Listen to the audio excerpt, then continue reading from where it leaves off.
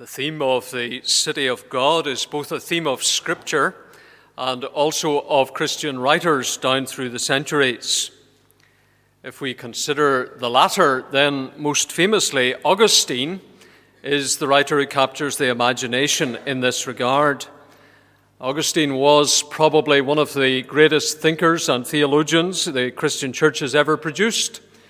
And from the year 413 through to 426, just after the fall of Rome to the barbarians, Augustine wrote what many consider to be his greatest work, the City of God. In a sense, I suppose you could do a compare and contrast exercise between Charles Dickens and Augustine in this respect, in that it's a bit like Dickens' book, A Tale of Two Cities. Augustine's City of God is like that because he's contrasting two cities. The city of the world, in which, of course, he was living, and the city of God to which he was going, to which he was moving. For Augustine, you see, Rome fell, not as many people imagined in those days because she had embraced Christianity and rejected paganism, but rather, according to Augustine, because she had become so decadent and so corrupt that it was impossible to maintain any semblance of order. Rome fell, but the city of God lasts forever. That's Augustine's theme. That's the emphasis that he brings in his book. Now, of course, that emphasis and this theme has been repeated over the years, and it has proved to be a source of tremendous strength and encouragement to the people of God. This evening, I want to bring you back to this theme. We've looked at it before, but I want to bring it back to you this evening as we find it here in Hebrews chapter 13 and verse 14. And that really is our text, if you like, or the springboard for what I want to say this evening. Here is a writer writing to Hebrew Christians, communicating with people who are under pressure in the first century, many years before Augustine lived. And he is persuaded that the theme of the city of God is exactly what those Christians needed to hear. They were facing trials and difficulties that they had not anticipated. Many of them, I'm sure, felt that the very ground beneath their feet was shaking. And they needed to hear about a city that endures, a city with foundations. That was good news for them. And in many ways, they are no different to us. It's true that we in the West do not face the persecution that they faced. While we were in India recently, we learned a little bit about what it means to face persecution, at least listening to other believers who were facing that. And we're very sheltered from that in the West. But who knows how long that day will last. But it's certainly true that we're not like these first century Christians to whom this writer is addressing himself. We don't face the prospect of losing everything, of losing our homes and our livelihoods because of our confession of faith in Jesus Christ as Lord. But we do know that our lives are sometimes up and down. They're a bit like the proverbial roller coaster. Frequently, our personal and family circumstances can be trying and difficult. And living as Christians in the 21st century, we too face various pressures of many kinds. And as I look down at you today, I know that some of you face those kind of pressures. Sometimes domestic pressures, family pressures, sometimes to do with your job of work, sometimes to do with the state of your health, sometimes to do with relatives who are unconverted, sometimes to do with folks who once walked with the Lord, members of your family, loved ones who once walked with the Lord, and now they seem to be far off from Jesus Christ, and you're struggling with that, and you're facing pressure. And we today need to know that there is a city that endures forever. Whenever our foundations are shaken, for whatever reason, we need to know that there is a city that endures forever, the city of God that is to come. Now, as we begin this evening, I want to share with you very simply three prevalent understandings of the concept of the city in the ancient world. First of all, there was the city in Jewish thinking. The city, as far as the Jews were concerned, was the place of divine sovereignty. That's why we read Psalm 48. Because there we read about the city of God, which the psalmist says is beautiful in its loftiness, the joy of the whole earth. It is, says the psalmist, the city of the great king. So to the Jewish mind, the city was a place where sovereign power was exercised. The Jews had a particular conception, in other words, of this place, the city. And then if you spoke to a Greek person in the first century as they were living there in the ancient world, they would have told you that the city was the place of special privilege. The city was not just the place for anybody and everybody, but the city was the place where the select people lived. And so if you were a city dweller, as far as the Greeks were concerned, you were somewhere up near the top of the pecking order. They thought of it as the place of special privilege. And then there was a little group of philosophers in Greek society known as Stoics, and you know about them. We've mentioned them before on another occasion. They're the people with the very stoical kind of approach to life. In other words, they brace themselves for all that life is going to throw at them. They're very resolute kind of people. And they had a basic kind of hope in the concept of the city. They saw the city as the focus of universal hope. In other words, to live in the city was to give you a measure of confidence and expectation. Now, I think it's very striking, therefore, that the New Testament makes use of the main ideas of all three of these. These readers were to understand that by divine sovereignty, this city is God's city that the writer is referring to. By special privilege, it is the believer's city. And yet, in God's mercy, it is a focus of hope for all who believe in Jesus Christ. In other words, it's universal in that sense. Not that everybody will one day find themselves included in that city, but universal in the sense that the appeal of the gospel is a universal appeal. The invitation to be part of this city in the future is a universal invitation. And so those three ideas are embraced in what the New Testament writer says. Now, you'll appreciate that this idea of the city of God reaches its fulfillment in the book of Revelation. And in that chapter 21 that we've read together, we encounter a great city in John's vision. And the city is another way simply of describing the glorified church. I'm always very much taken with the imagery of Revelation and the way that John sees the imagery. One moment he's looking at something and the next moment it's something different, but it's referring to the same thing. Let me explain.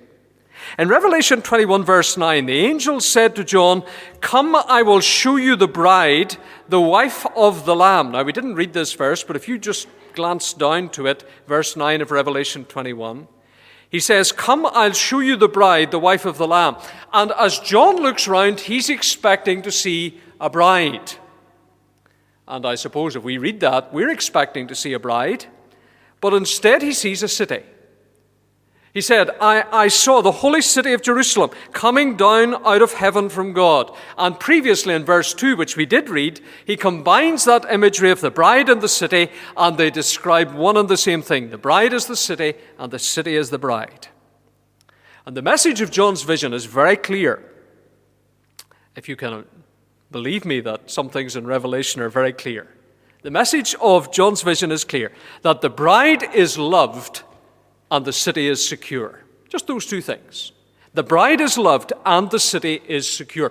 This, in other words, is the glorious future for the people of God. Whatever happens today or tomorrow or next week, what God has planned for his people cannot be shaken. Now, I've said this before and I say it again. If you go away tonight and forget everything else that's said, take that with you. Whatever happens today, tomorrow, or next week, the glorious future that God has planned for his people cannot be shaken. So with that background, let's turn to Hebrews chapter 13, verse 14. This is the letter that they received, and examine this theme as we find it here, and to some degree before that in chapter 11. Now, in the development of this theme of the city of God, the writer has been talking about the superiority of certain things. You'll know that because in this letter he writes about things that are better. And what he's got in mind is the sacrifice of Jesus Christ is the principal thing that is better than the sacrifices of all of the Old Testament. And he's trying to encourage these readers to reject a temptation. The temptation is to go back into an old Judaistic way of thinking, into an old and familiar religion, Judaism, and stand firm in their commitment to Jesus Christ. Reject the temptation to go back. Stand firm in your commitment to Jesus Christ. That's what he's saying. Now, previously, it's interesting, in this letter, he's been encouraging his readers to go in to some things. For example, in chapter 4, verse 11, he says to them that they are to enter into God's rest. And chapter 4, verse 14, they can go into the most holy place. What a contrast that is with the religion of Judaism. Because in Judaism, only the high priest can do that. But in the Christian faith, every believer has access to the very throne of God. Go in, he says, to God's rest and into the most holy place. But now in chapter 13 and verse 13, he's challenging them to do something different. He's challenging them to go out. Verse 13 says, "Let us go to him outside the camp." Now, what's the camp? Well, the camp represents, of course, the religion of Judaism with all its rituals and its rites and its ceremonies. Just as Jesus was crucified outside the city of Jerusalem, so these Christians are to leave the old religion behind and suffer with Christ outside the camp of that religion. And suffer they will. Suffer they did. Because it was no small thing to go out. It was no light matter to leave the old religion behind. You will know that still today this is the case. How many people have come to faith in Jesus Christ and have suffered agonies. Agonies of ostracization by family and friends. Some have been told to leave their family homes and not come back. Others, especially from an Islamic background, have been threatened with death. A Polish girl living in Warsaw in a militantly atheistic home was invited to a meeting of Christian teenagers. She heard the message of Jesus of Nazareth, was fascinated. Soon afterwards, she happened to sit next to a Christian on a bus. He spoke to her about Christ. She went home and secretly believed. After a week, she plucked up courage to tell her parents. They were furious. She was kicked out of house and home. But it made no difference to her peace and the joy that she'd found in the Lord Jesus. Like Christ, her forerunner, she bore the disgrace he bore. That's what the writer to the Hebrews says. And that was true of these Christians from a Judaistic background living in the first century. The motive for doing this, for bearing the disgrace that he bore, was what? Quite simply, that they didn't belong here. This was not their home. They were citizens of another kingdom. They were looking, as the writer to Hebrews says, for the city that is to come. Now, in this connection, the writer depicts Judaism and its city, Jerusalem, as part of this present world. What a devastating blow that was to anybody who harbored the idea that Judaism could possibly have something to offer. He actually says, this writer says, that Judaism and all its rites and ceremonies, the whole gamut of Judaistic religion, is in fact part of this present world that will be shaken to pieces at Christ's return. And I want to say tonight, not just Judaism, but all kinds of man-made religion will be shaken to pieces at Christ's return. And whether that's liberal Christianity, that rejects the supernatural and any idea of conversion and faith in Christ and just is all about example, or Judaism or Islam or Buddhism or Hinduism, man-made religion of every and any sort will be shaken to pieces at Christ's return. But nothing will shake the city of God. It is an enduring city, unlike earthly Jerusalem and its temple. And of course, we know that that temple was literally destroyed in the year AD 70.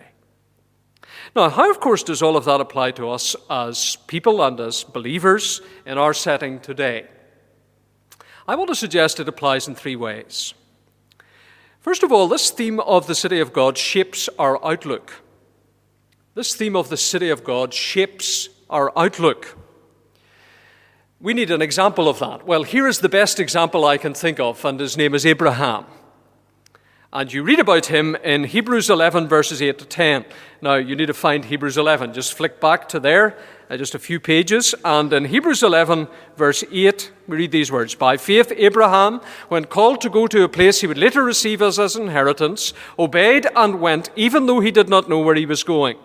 By faith, he made his home in the promised land. Like a stranger in a foreign country, he lived in tents, as did Isaac and Jacob, who were heirs with him of the same promise. And then this, for he was looking forward to the city with foundations, whose architect and builder is God. Here is Abraham, the patriarch, one of the heroes of faith. For these first century people, probably the greatest hero of faith from a Jewish background, the father of the nation. And the writer gives us a lovely summary there of his life story. Abraham called from the familiar to the unfamiliar, from the known to the unknown, from the comfort of home and family and everything that he cherished to that which was totally different and new and unknown. By faith, we're told, he made his home in the promised land and owned nothing there except a cave in Hebron, in which he buried his wife Sarah. He reached the promised land only to discover that it was not the real promised land. And so the writer here says he was content to live in tents, like a stranger in a foreign country. Because he realized that he was looking, expecting, waiting for a city that was to come with foundations. And so he lived in tents until he would reach that city. Now, anybody here who's done the Duke of Edinburgh hikes know all about tents and about lying on hard surfaces. And one thing's very sure about a tent, it has absolutely no foundations. Sometimes, in my nostalgia, I look back to teenage years and I say, boy, I really missed out. Look at the opportunities. This is the old stuck gramophone record now that we're going on about, and at least our kids tell me that. But I say, opportunities you have today that we never had. And then sometimes I catch myself on and think, Duke of Edinburgh? Not so sure. Living in tents. But a tent doesn't have foundations. And whenever you finish your Duke of Edinburgh hike exhausted, you're glad to come home to a house with foundations. But you see, Abraham spent his life in tents. And he kept his eyes fixed on a city in the future. I don't know how much he knew about that eternal city. I'm not sure. Legend says that this eternal city was revealed to Abraham in a dream. But it's just a legend. But I tell you this, he had a grasp of the idea and the reality of that city that sharpened his priorities, directed his vision, shaped his outlook. This was a man with eternal focus. It made him live his life in a different kind of way to the people around him, because once living in Ur, and Ur was a center of moon worship, now Abraham worshipped the true God and looked forward to the true and lasting city. I like what Raymond Brown says about him. Abraham, looked forward beyond the hazards, beyond the uncertainties of his life in tents, to the city that was certain, to the city that was sure, to the city that has real foundation. So this man, believing what God said, looked across 40 centuries of time and beyond to the day when God would establish his city with eternal foundations. And I simply want to suggest that I and you tonight need to have our outlook shaped like that. The tragedy is that the vast majority of people in the world today never see beyond the end of their nose. What I mean by that is that their perspective is entirely earth-centered. They think that the only thing that counts is the here and now. And so they live life now, having a blast while they last, as Chuck Swindoll says. In other words, it's what I am today, and it's what I'll do today that really counts. They don't see beyond the end of their nose. But the Bible, and Hebrews is no exception, demands, as we said this morning, that we lift our eyes above what's happening here and now and realize, maybe for the first time, that there is a life beyond this one, that there is a future that simply must be considered. In fact, this writer makes it very clear and very explicit, because he says in chapter 10, verse 25, the day is approaching. That is the day when Jesus Christ would come again in power and glory and usher in his judgment, when all people everywhere will stand before him and give an account. He says, we've often used this verse in an evangelistic context, Hebrews 9:25, man is destined to die once, and after that to face judgment. And people in our world today, and people in our town, are very occasionally, only very occasionally, confronted with those realities. Maybe they've received bad news at the hospital, maybe about their own health or about the health of a relative. And they're confronted suddenly, unexpectedly, with their own mortality. Maybe they've just attended the funeral of a friend or a family member. The minister is a bit different from the norm. This guy says some things that are very uncomfortable. He tells them that there is a heaven to be gained and a hell to be shunned. He says that there is a future to be reckoned with. He says that they must think about what their situation would be if they were the person who had departed. And maybe for the first time, they say, boy, never thought about that before. You see, only those who have placed their complete confidence in the God who built this city and is building this city, the city that is to come, are actually prepared for that judgment, are actually prepared for that future, are actually prepared one day to stand before God in judgment. Consequently, their perspective is shaped. Their outlook is shaped by other worldly concerns and not just by the affairs of this life. They think seriously about the city that is to come. Now, that's the challenge that Abraham brings to me this evening. That's the challenge that Hebrews brings to all of us this evening. It asks us, what city are we looking for? It places demands on us as we sit in church tonight. The demand that we get our perspective sorted out so that God and his kingdom become the focus of our lives. So I want to challenge you, has the theme of the city of God in any sense shaped your outlook? Because anything else will not endure. No other city will last. Only this one will stand the test of time and of eternity. And when your heart and mind is fixed on it, then you too will stand the test. So that's the first thing. It's a very simple thing, and yet a very important thing. The theme of the city of God shapes our outlook. The second thing that this theme does for us is to boost our courage. The theme of the city of God boosts our courage. The heroes of the faith in Hebrews 11 were all, and you can put them in this category, strangers and exiles in the world. Strangers and exiles in the world. The Christians in the first century also felt very keenly that they did not belong here. They had that profound sense of being a foreigner living here in this world. No doubt it filled many of them with fear and with temptation. Fear about what might happen to them, temptation to go back. And that, as I've said, is what the writer is trying to address. So what would they do? Well, they could either be bold, courageous, stand for Christ and the faith, or they could operate a low profile. That would be the path of safety and discretion. But sadly, it seems also the path of compromise and defeat.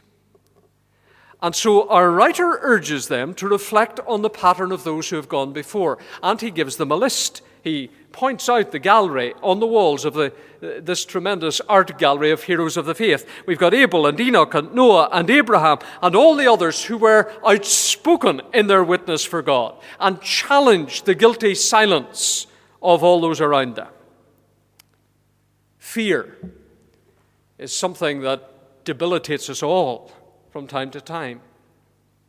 We've all got what Lucy said to Charlie Brown, that he had pantophobia, which was the fear of everything. You remember how in one of those Peanuts cartoons, he says he's afraid, and she says, well, what's your fear? And He says, I really don't know. I wish somebody could help me. Well, she said, maybe you've got hypangophobia, the fear of responsibility. Charlie said, no, it's not that one. He said, maybe you've got ailurophobia, the fear of cats. Yeah, I can identify with that one. No, he said, it's not that. What about climacophobia, the fear of staircases? No, he said, it's not that one either. Oh, she said, then it must be pantophobia, the fear of everything. Sometimes our fears are like that. We're afraid of everything. And our fear can be irrational. Afraid of ourselves, afraid of people, afraid of the future, afraid of the past, afraid of life, afraid of death. If we think like that, maybe we can identify a little bit with how some of these Hebrew Christians may have felt. I'm encouraged by the fact that even the Apostle Paul was fearful at times. Remember how he said when he came to Corinth, when we came into Macedonia, we had no rest, but we were troubled on every side, fightings without, fears within. The Apostle Paul, imagine. This man who endured so much for the kingdom of God, who endured so much because he had his eyes fixed on the city with foundations, felt fear. I'm glad about that. I'm glad God's word records it, because it gives me some kind of identity with him. It helps me to see that these characters are not up there on a pedestal, but they're down here with me, and I can identify. So he and the Hebrews and we tonight need the city of God to boost our courage. When everything else is falling apart, the city of God remains. Whenever our fears threaten to overwhelm us, the city of God calms those fears, gives us real hope and confidence for the future. God is within her, the psalmist said. She will not fall. And so whatever your view of the Christian church is tonight, and that's really what we're talking about. We're talking about that entity of the people of God, the city of God. Whatever your view is of the Christian church, make sure that this is part of your perspective on the church. God is within her. She will not fall. So the theme of the city of God is a great theme. It should shape our outlook. It should boost our courage. And then I think in the third place, it should challenge our priorities. It should challenge our priorities. Ray Brown, in his commentary on Hebrews, quotes from an early Christian piece of literature known as The Shepherd of Hermas, in which the following words are found. You know that as servants of God, your city is far from this city. If then you know your city in which you are going to dwell, why do you here prepare lands and costly establishments? Take heed then. Make no further preparations for yourself beyond a sufficient competence, as though you were living in a foreign country. That's an ancient piece of literature. And as I read those words, I think this guy could have been living in the 21st century Northern Ireland. Why do you here prepare lands and costly establishments? Take heed, make no further preparations for yourself beyond a sufficient competence, as though you were living in a foreign country. Now, he's not a monastic. Note that. He doesn't say, get rid of all your belongings and go and live in a cave or on the top of it. No, he doesn't say that. He says, beyond a sufficient competence. In other words, get things into perspective. That's the point. Now, these words call us in the affluent West to re-examine our lives and see if there is such a thing as covetousness in us. One of the chief characteristics of the Western world is the materialistic mindset of our culture. Sadly, it's also found in the church.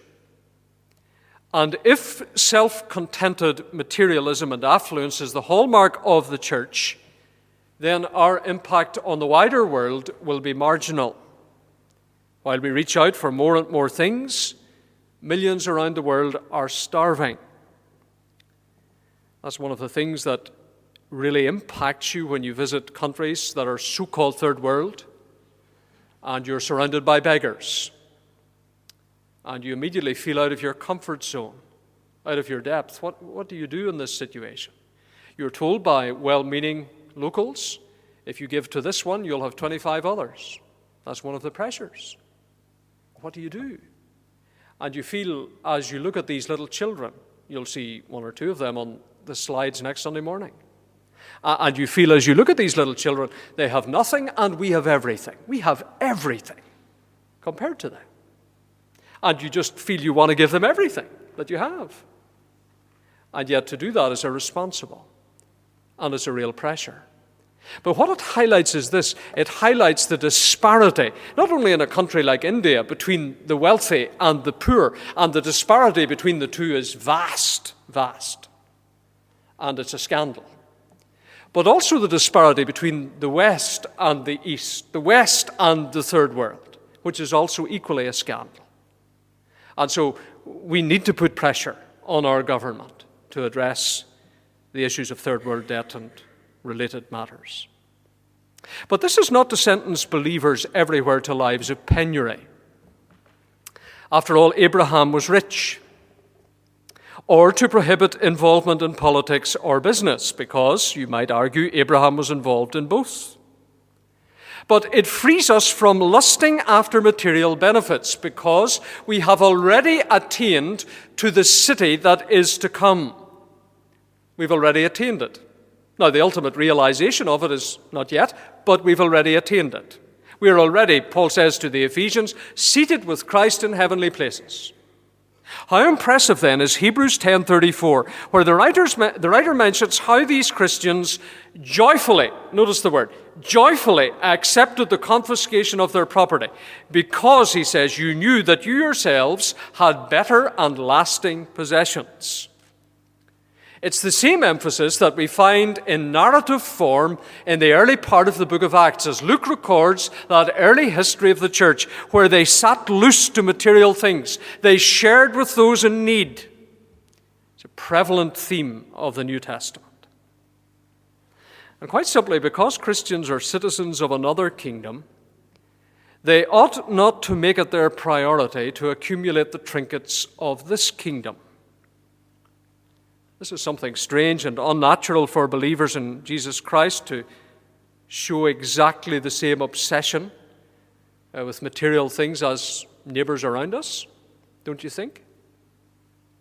Because if we show exactly that same obsession, how different are we to the rest? We're not any different. We show that we belong as much to this kingdom as they do, when all the while Hebrews summons us to another kingdom, to a different city. You think of how foolish people have been trying to keep their riches intact. They've died rushing into burning houses, or were killed because they stubbornly resisted armed robbers. Many people have done that foolishly, feeling that their material possessions were what made life worthwhile. Others, when forced to part with wealth, have been thrown into an agony of thought and mind that resulted for some in suicide. In 1975, 6 armed gunmen broke into deposit boxes in a London bank, stole valuables worth more than £7 million. One lady, whose jewellery was appraised at £500,000, said this afterwards: "Everything I had was in there. My whole life was in that box," she said. What a tragedy. What a sad commentary on our values. Her whole life, glittering stones in a little box. Leo Tolstoy once wrote a story about a successful peasant farmer who was not satisfied with his lot. He wanted more of everything. One day he received a novel offer. For 1,000 rubles, he could buy all the land he could walk around in a day. The only catch in the deal was he had to be back at the starting point by sunset. Early the next morning, he started out walking at a fast pace. By midday, he was very tired, but he kept going, covering more and more ground. Well into the afternoon, he realized that his greed had taken him very far from the starting point, and so he turned and quickened his pace to try and get back as the sun began to sink low in the sky. He began to run, realizing that he might lose everything if the sun were to set. As the sun began to sink below the horizon, he came within sight of the finish line, gasped for breath, his heart pounding. He called on every bit of strength left in his body, collapsed over the line just as the sun set. Blood streamed from his mouth. In a few minutes, he was dead. Afterwards, his servants dug a grave. It was measured 6 feet long by 3 feet wide. The title of Tolstoy's story is very significant. It's this: how much land does a man need? very telling. How much land does a man need? These, it seems to me, are the implications of this great biblical reality, of this great theme of the city of God. It's a city that is unlike any other city. It's not London or Moscow or Beijing or Washington. It's a city with foundations. It endures forever. It's the city of God to which we belong if we are saved, if we are the people of God. It is our city, and the ultimate realization and enjoyment of that is yet to be. But we have already attained it. Why on earth would we want to live passionate about another kingdom, obsessed with the trinkets of another kingdom? No. This theme of the city of God, as it did for Augustine in his day, as it did for those who first received this letter to the Hebrews, should shape our outlook. It should boost our courage. It should challenge our priorities. I pray that it'll do that, my own life and yours, in the days that lie ahead.